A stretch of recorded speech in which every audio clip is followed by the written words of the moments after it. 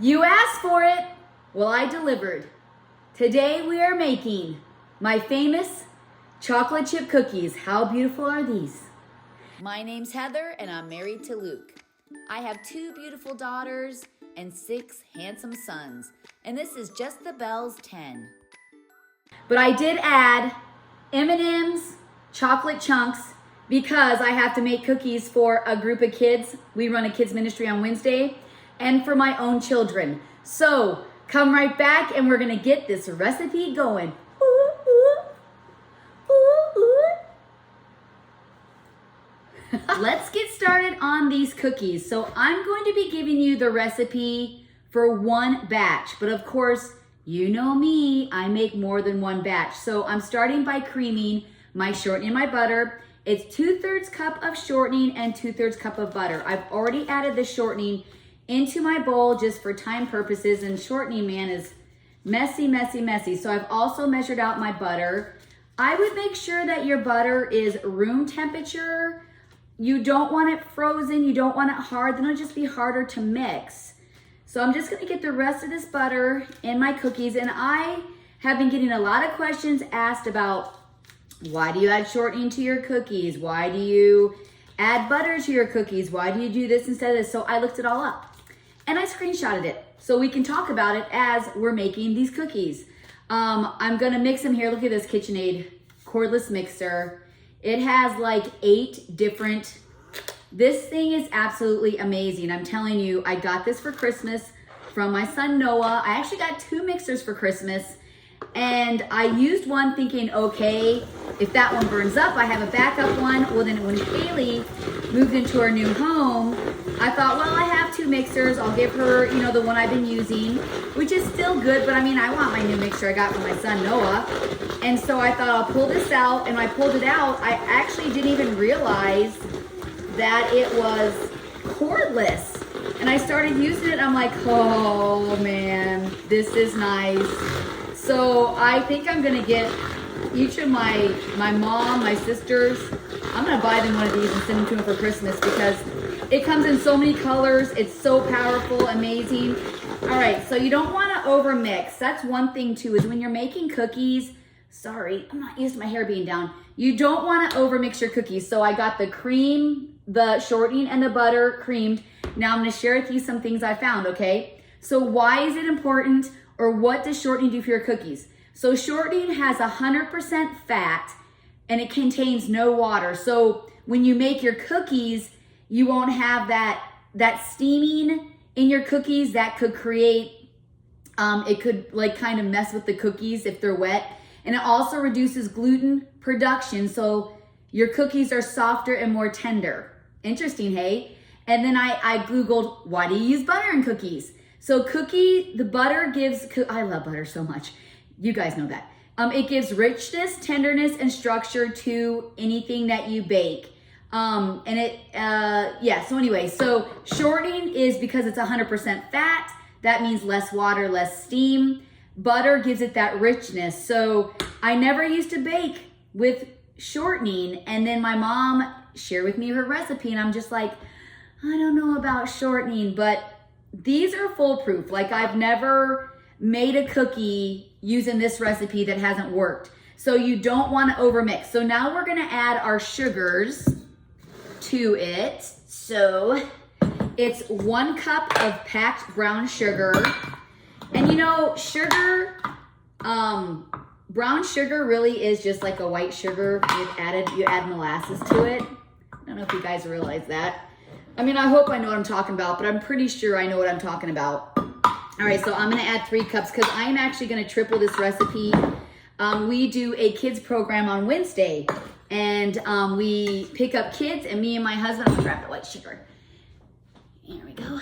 Me and my husband have been doing this ministry for 26 years, and we just minister to these kids that maybe their home life isn't the best, or maybe they struggle and just need a friend, or maybe it's 1 cup of white sugar, or maybe the parents need a little break. So we have been doing this since our kids, well before our kids were even born. And it's starting up, so I'm gonna make my famous cookies for the children. And then I also looked up, I'm gonna have to pull my hair up. I also looked up sugars. So, where'd it go? Okay, so white sugar makes a cookie flatter, crispier, and lighter colored. Of course, we don't want crispy, so don't overcook them. And then brown sugar adds a little bit of moisture to the cookie. So I don't think it's moisture like water. Does that make sense? Because I know with the shortening, there's no steaming effect going on in your cookies. So, I'm just following the recipe. My mama gave it to me and it works. So now we're gonna cream the sugars into my butter mixture. So we have so far 2/3 cup of shortening, 2/3 cup of butter that we've creamed together. Now we added our 1 cup of white sugar and 1 cup of brown sugar. Just, mix it until it's mixed in. Don't just keep mixing and mixing and mixing. So I tend to do that. I'm like, is it mixed? Is it mixed? It's mixed. So let's get that going. And we're gonna preheat our oven here in just a second. And then make sure you scrape the edges. And then we're gonna use, it's 2 eggs. So you're gonna add your 2 eggs. I have a flat of eggs because, we have, that was a double yolker. So I think what I'm gonna do there is I'm gonna add that double one plus this one would be 2. Because usually in restaurants, they go by weight of your egg, not how big the yolk is. It goes by weight. And just to let you guys know, I usually take the cracked eggs, not so good eggs. This looks like it's gonna be a big one. So a small egg in grams or ounces is 1.5 ounces.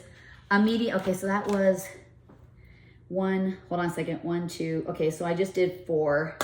I need 6, I need 1. And then I'm talking and not paying attention. 1, 2, okay. I hope I know that so a medium egg, let's get these out of the way. A medium egg is 1.75 ounces. A large egg is 2 ounces. So I added that, and then it calls for 2 teaspoons of vanilla. So of course I'm gonna need 6. And then just to give you some math, 3 teaspoons is a tablespoon. That might help you out when you're baking. Okay, 2, 3, 4, 5, 6. I actually have real vanilla that my friend made me. All right, so we have the eggs and the vanilla. So we're gonna get this all mixed in. I love vanilla so much. I really do try different vanillas. I've tried vanilla from Madagascar. I've tried Mexican vanilla. I've tried vanilla from like other countries. And I feel like I have a little tiny, stupid fruit flies are all over the place. All right, so we're gonna mix this in really well. And then we're gonna get our dry mixture together so we can add it to our wet mixture. And then I'm gonna preheat the oven. I preheat my oven around, all right, that's nice and mixed. I preheat my oven 350 to 375. I don't want to turn the heat up too much. I like to cook my cookies on a lower heat and a little slower, like 12 to 15 minutes. As your oven gets warmed up, they're gonna cook faster, so you have to watch them. So let me get that oven preheated. So I'm gonna stick with, what's between 350 and 375, like 362.5 or something. I wonder if I got that right. Somebody should see. All right, so now we're gonna add a teaspoon of salt, but of course we're tripling it, so I need 3 teaspoons. And 3 teaspoons is what? A tablespoon. And then also a teaspoon of baking soda, not baking powder. 1, 2, 3. And I need to get a big whisk. And then I'm also, let's see here. Get this whisk. I also decided to do banana this time. I think this will be nice for the kids, banana and chocolate. So I'm gonna do banana pudding. You can do any kind you want. If you wanna do a coconut one, if you wanna do, just stick with vanilla with everything. Stick with vanilla for everything. But I like to mix it up a little bit.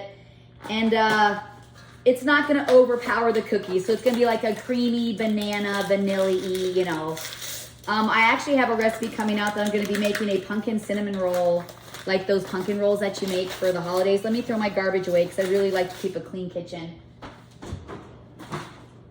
It's just really hard to work when you have so much around you. So, and then I added the baking soda, the pudding, and the salt to 3 cups of flour. And of course I'm tripling it, so I have 9 here. All right. I'm just gonna whisk this together just to make sure the salt and the baking soda and the pudding mix is all mixed really well. And I also looked up what eggs do, and they make it dense, adds color to it, and it makes them real kind of, I think it makes them kind of chewy.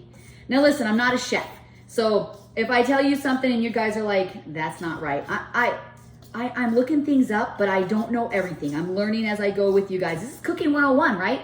Not cooking like I own my own restaurant, Cooking 101. And I think you guys will be excited for what we're gonna be cooking next week. I've been thinking, what can we do next week? And I'm gonna show you guys things that just aren't that hard to do, because I don't know if you guys are like me, I just don't got time. You guys know, I don't got time. So I'm just gonna add a little bit of this first and then mix it in and then slowly add it. I'm very impatient, so it's gonna take, you know, not long. So just keep mixing it until it just is wet. And don't worry when you start mixing your flour and you're thinking, oh my goodness, this is too crumbly. You'll be fine. Don't worry about it. It'll work. So I got my oven preheated. And because this is for our group, our King's Kids group, our kids, I've decided to do semi-sweet chocolate chips, regular chocolate chips. And I think I'm gonna add M&Ms to it. And I'm gonna add chocolate chunks. I thought that'd be fun. I was gonna add sprinkles, but sometimes if you get too hard of sprinkles, I'm just gonna do it, guys. If you get two sprinkles that are kind of like, you know, it just takes away from the whole cookie. So let's get some of our stuff out of the way here. Okay. Clean up, everybody, everywhere. Clean up, everybody do their share. I actually came up with that song when my kids were little, just to get them to clean. I should put that. I'm gonna be making a video on how we made things work when children came into our home, and just like chores and things like that. I still have to put that video together. That's to come. So that was a song that I actually came up with, was the cleanup song. And the kids loved it, and they'd be singing, clean up, everybody. You know, it's so cute, oh my goodness. Oh, looks like my battery's going, which I'm perfect timing, because I do mix my chips in with my hands, but I'll make sure my hands are clean before we do that, which I normally do, but I know some people are like, don't touch all the food. Well, when you have big things, it's hard not to. So it does charge super fast. Oh my goodness, my arms are so tired. I've been having to help in the barn because our new chickens are laying eggs, and we have to weigh every egg. So it's like, it takes hours, like literally hours. We got me, Haley, and my best friend in there because she works for our farm. And so we're 3 of us in there, and we're in there for literally hours. It's been taking up my whole mornings. All right, so this is done.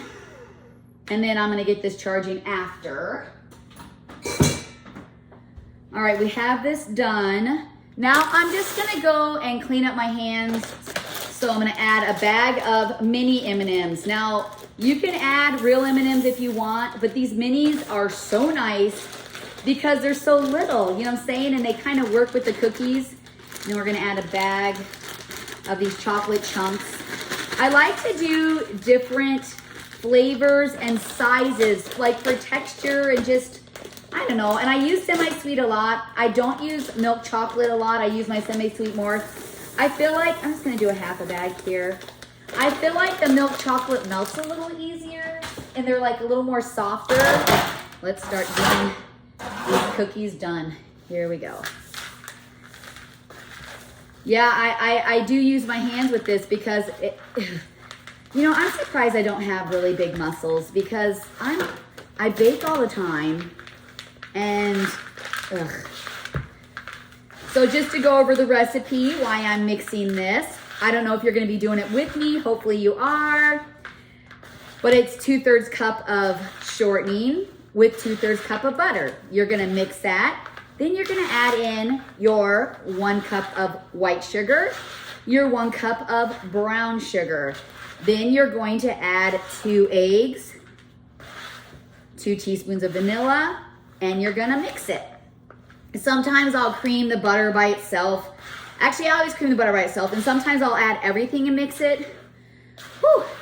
Or sometimes I will just do the sugars and then add whatever. So, and then you're gonna combine 3 cups of your flour, 1 teaspoon of baking soda, and 1 teaspoon of salt. And then your box of whatever instant, you don't want the cook and serve. You want the instant. So whatever, have like a little something in my glasses. So you're gonna add a box of your pudding, and it just adds like another flavor to it. It just makes it a little creamier tasting. All right, I'm gonna go wash my hands, and we're gonna, I think I forgot my coffee in my microwave. My family calls me Heather Feather. My nickname was Heather Feather. My dad called me Heather Feather. He kind of started it. And she'd be saying Heather Feather or H. They used to call me H too. H and Heather Feather. And I'll tell you something funny. I haven't actually shared this with many people, but they call me H. Well, people in high school called me H. And my family started calling me H also, but it wasn't because of why the people in high school called me H. I shouldn't even tell you guys this. This is so funny. They call me H with the bass. You know, it's all about the bass, no trouble. Yeah, because I had a little bit of caboose. It's not a 51-year-old caboose. It was a nice 19-year-old caboose. And so that's what I was called in school, H with the bass. So now you guys are laughing and you're like, wow, H with the bass. And every time you see me, you're gonna be like H with the bass, right? Whatever. So, but my family calls me H. They didn't really know why they called me H in high school. So, but they don't, my mom doesn't call me that because she's telling me that I have a caboose. She just, they just call me H. So H and I can't believe I just told you guys that. That's hilarious. You know, whatever. I mean, we all had nicknames, right? It wasn't a bad one. I wish my H with the bass was like it was in high school, because it is far from that now. Whew, gotta work on it to make it a bass, right? Hilarious. Okay, so I'm gonna get these in the oven and let them cook, and then we'll chat a little bit while they're cooking. Those cookies are going. I wanna talk a little bit about my oven. I have a lot of people message me, what's your oven? Where'd you get your oven? Tell me about your oven. So I'm gonna tell you about my oven. Looks like I got a little bit of shortening right there from the side. So my oven is a Holman. It is a 7 burner. I could not cook for my family with what I had. I mean, I had been cooking on this small stove, which I'm very thankful. I mean, very, very thankful. I'm very grateful that my husband takes care of me so well. But we really needed to upgrade. My kids are getting bigger, and there just wasn't room in our kitchen for our family. We just had small. I'll have to do a video on our kitchen and how it changed a lot. And I had a convection oven and a cooktop, which I really didn't care for that too much. So I told my husband, I said, you know, I just really want a stove. Like I just want it all in one place, because, you know, the convection oven, it took up the wall and the stove was in the island. So it's like, I could have used that for counter space, you know, or not, yeah, for counter space and for cupboards. And my kids are gonna be so excited that I'm making cookies. My Roberty came in yesterday, and I was making my my white chicken chili enchilada casserole. So amazing. It's actually gone. Like they licked it clean. He walks in, he's like, I smell cookies. And I'm like, you do? Like, where do you smell cookies? I'm making an enchilada casserole. It was really funny. He's like, oh, I thought I smelled cookies. That tells me he really wants cookies, except he's in like go mode for like trying to lose weight.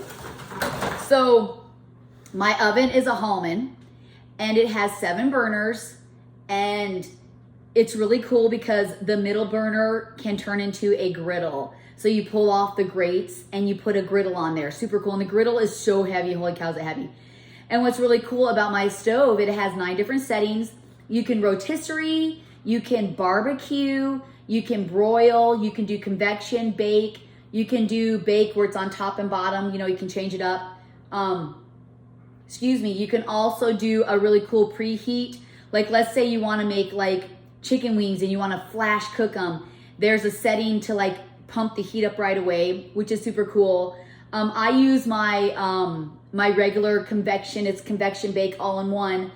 And what's really nice about it is even though it has 2 racks, it doesn't matter if things touch the sides. Like the whole oven is working. So I really don't even need those racks in there, honestly. And the very bottom is like the bottom of the stove. And I actually can put cookies down there. So I can do cookies on all 3, the 2 racks in the very bottom. And then when I want to cook a turkey or whatever, I can take those racks right out and just set it right in the oven. Thought I heard something. Super, super cool. There's a warming drawer underneath that I use as a storage drawer for my griddle, for some of our grilling stuff. But I really do love my oven. My last oven was just a regular 4-burner. And it was just, I just couldn't get things done. I couldn't get my baking done. And the reason I made this big, huge kitchen, which you guys are going to get to hear it twice because I'm going to share it with you when I go through my kitchen, is my kids, like we love the kitchen. Like we have so many memories in the kitchen, like making cookies together, cooking together as a family, them doing treats, our parties, like everything was, look at these amazing cookies. Everything stemmed around the kitchen. And so I told my husband, this was actually our lockdown COVID project. When everything was locked down in March, actually the kids got out of school in February, into January, February, everything started locking down in March. This was our project. Everything in this house was in the garage. We actually lived in the garage for 6 months. We redid our floors. We knocked down a wall. So like where you see this cabinet right here, the wall was like actually right here in this one. And so it went straight over. This was in the dining room. And so I told my husband, I said, you know, all I really want is a big stove. I want no dishwasher, takes up space. I want a huge island and I want a window. So when my kids are playing basketball and playing in the pool and stuff, I can see everything. I want lots of windows. I was actually trying to talk my husband into turning the side porch into a food pantry. And he's like, no, we want to sit out there and watch the sunrise, you know? And so anyway, that's why my counter is so big. It is 3 feet wide by 12 feet long because I knew my family would be here. I wanted all countertops. This is where Robert sits all the time and Brennan sits all the time. And when I cook, they sit on these counters. They sit around me and watch me because they've always sat on counters, but there wasn't enough room to sit on a counter. So I just wanted this to be like the center of our home. I wanted this to be the place where we could all go. When my kids walk in, they don't go look in the living room. They look in the kitchen for me, for my husband. We sit around here, we talk, we visit, our parties are here. And so I just really, really wanted this kitchen to be a heart of our home, a place where I'm about to get all sentimental. Why am I getting sentimental? I'm just making cookies. I just wanted this to be a place where my kids would remember, a place that they feel safe, a place that they can think later and maybe when I'm gone, me and my husband, they can sit down and talk with each other about how mom used to make all the cookies all the time. And we used to sit around here and I just wanted it to be just a place of memories for my children, a safe place. Why the heck am I crying? Whew. I'm making cookies with M&Ms and chocolate chips. Oh. I don't know. So that's kind of the whole story around my kitchen. So I don't want to make this too long, but the cookies are in. I'll get back on here when they get out and then get all these cookies done. And I'm not going to tell you what we're doing next week yet. I'll tell you when we get all these cookies together. All right, I'll be back. I had to put my sweater on. I was a little cold. All right, so I cleaned up my area so we could put the cookies down over here on the counter. They turned out great. Some of them are a little flat, but I think it's because these have cooled off a little bit. I think it's because I didn't have parts of it mixed really well. But they look great though, absolutely great. You just want to make sure that you don't overcook the cookies. These are a little overcooked because I got a phone call while I was cooking these cookies. And but let me check the other ones. Ooh, perfect. Those are perfecto. Perfecto.